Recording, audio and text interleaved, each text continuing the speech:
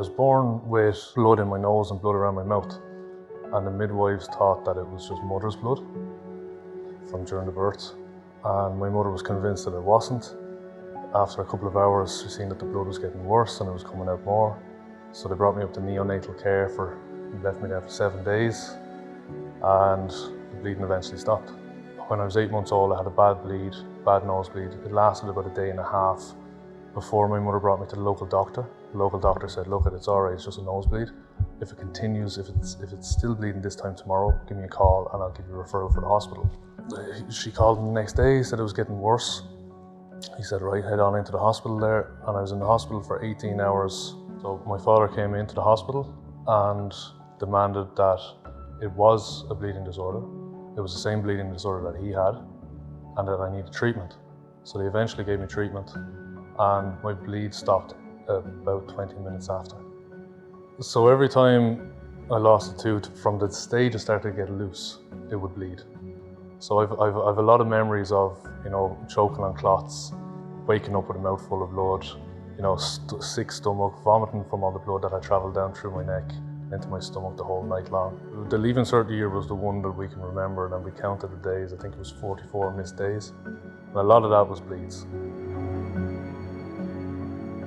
I left the country when I was 22 for the first time. I was nervous to fly because of the cabin pressure, and I knew that I'd bleed like a pig because of it. And I did. Yeah, it was like a tap that was just constantly dripping. It was just a couple of times a week, every week. It was like trying to dam a river.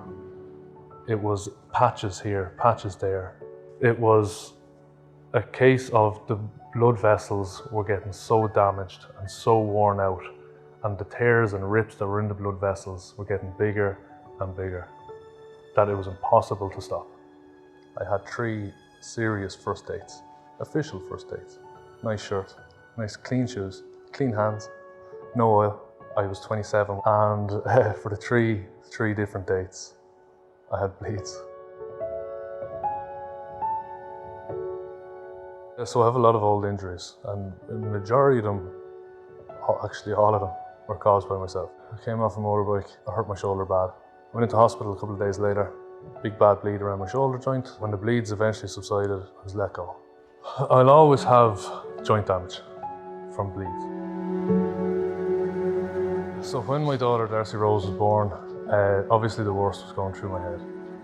I was so worried about passing this hereditary bleeding disorder on. Fortunately, she doesn't have VWD.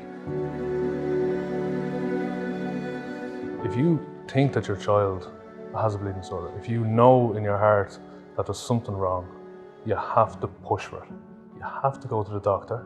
You have to push for a consultation with a hematologist, and don't wait for years. I did. It's not the worst thing now to have a bleeding disorder. I've met so many amazing people in my life, and I've got so many great opportunities because of it, that I can't fault it at this stage.